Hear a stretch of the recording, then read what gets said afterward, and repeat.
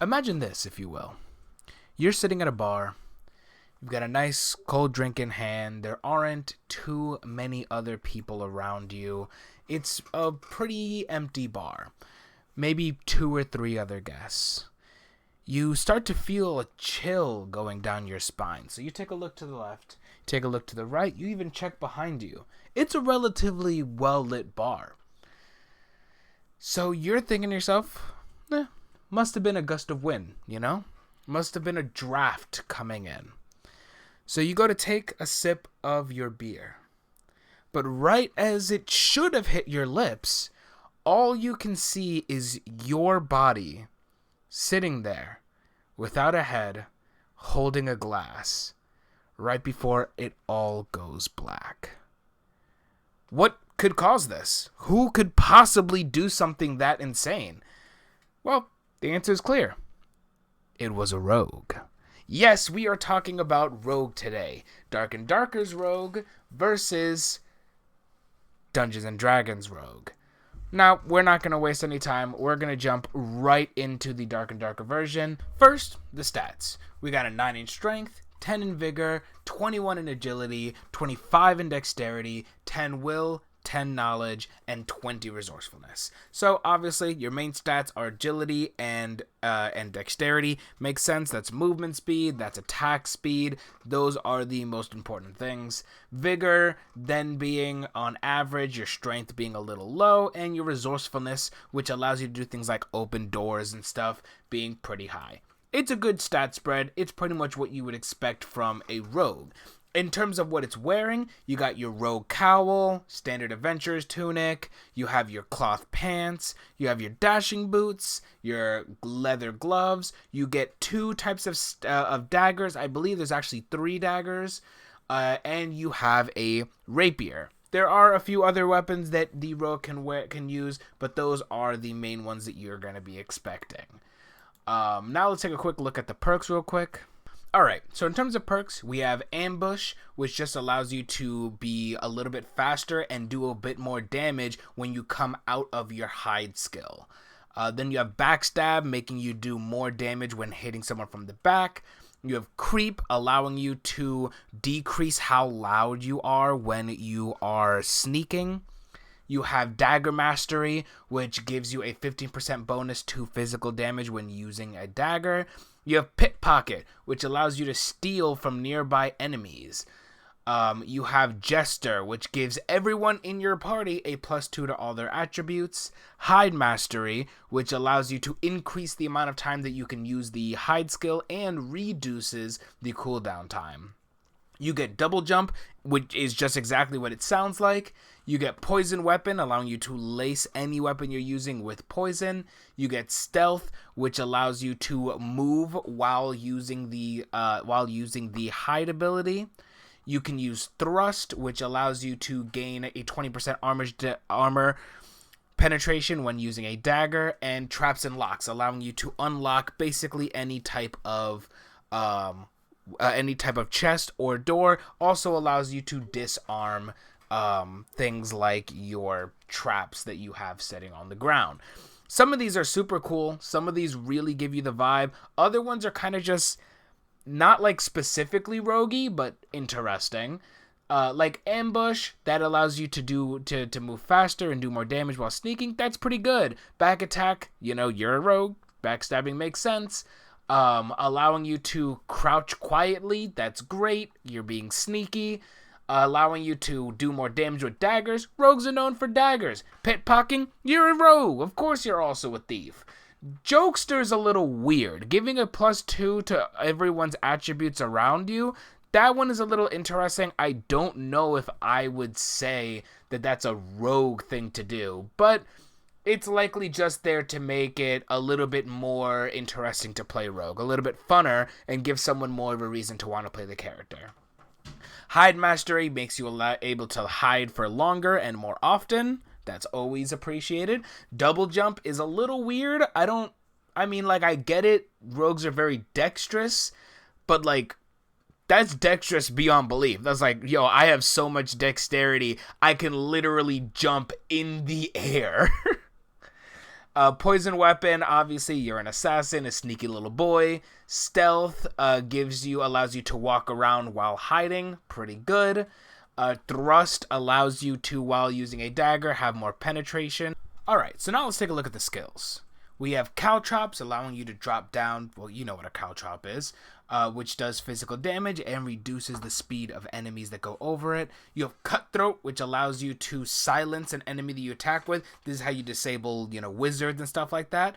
You have hide, which allows you to become invisible for 8 seconds, but only when you're not moving. Then you have Rupture, which allows you to, when you attack, cause bleeding over time. We have Smoke Pot, which is literally just a smoke bomb. We have Tumble, which allows you to go backwards, and it basically just allows you to dip. It's the dip procedure. That's what that is. And Weak Point Attack, which will reduce a target's armor rating for 3 seconds whenever they get hit. Genuinely, some great skills here. They really capture the secret assassin-y type rogue, and also kind of the thief rogue that just goes hidden and steals everything you got. So I think that it's pretty good, pretty well done here. Let's take a look at the Dungeons & Dragons version. Alright, y'all know what time it is. It is time for the PHB, the Official Player's Handbook, because we only ever talk about things out of the PHB, because I don't have very many other source books, and I'm not going to do a whole bunch of research for these videos. I'm making them in a singular day. So today we are doing the Rogue, obviously, and in terms of what we got here, I think we got some nice stuff here. I think we got some pretty good stuff here. So first off we get is Sneak Attack, allowing to, during a surprise round, you get an extra amount of damage during your attack. Then you get the Thieves' Cant, which is a sort of secret code that only thieves know, allowing you to leave secret messages or speak very discreetly with other people, and no one else would know what you're talking about unless another rogue was there to understand it. Then you get also Cunning Action, which allows you to use a bonus action to dodge, dash, or disengage, or hide. You get Uncanny Dodge, which just allows you to half whatever damage you take, assuming that you saw the attack coming. You get Evasion, making it so that any AoE attack that you would take half damage of by succeeding the saving throw, now you take no damage from it. You get Reliable Talent, making it so that if you roll under a 10 on anything you're proficient on, it will immediately just boost it up to a 10. You get Blind Sense, meaning that as long as you can hear, you will know where anything is around you. There is nothing that can make you blind as long as you can hear it. Then you get Slippery Mind, giving you proficiency in wisdom saving throws. You get Elusive, which allows you to roll to make it so that nobody can have advantage when attacking you, assuming that you aren't incapacitated. And then you can also get Stroke of Luck, allowing you to, at any point, once per short rest or long rest, making it so an attack just straight up misses you, or that your attack will hit as a natural 20. These are all great. These are all really, really good. Every single thing here, although attacking focus and not necessarily pickpocketing focus, is still really fudging useful. I especially like Thieves' Cant because it is something that is very different from like any other class. It is an ability that literally is not useful in combat at all. It has nothing to do with combat, but it allows you to leave messages. It allows you to speak to your party members without anybody else knowing what's going on. It allows you to make such interesting roleplay potential that maybe you're a thief leaving a message for another thief. Maybe you are talking to your party about how you're planning on murdering the king right in front of the king because they can't understand what you're saying. I think these things are super interesting to implement into characters. And so now let's take a look real quick at the roguish archetypes. There are 3. Once again, as always with these videos, we are only going over 2. We're going over Thief and Assassin because Arcane Trickster is magic, and not every single class needs to be magical. Like, I like magic, don't get me wrong. A magic rogue Super fudging cool, super interesting.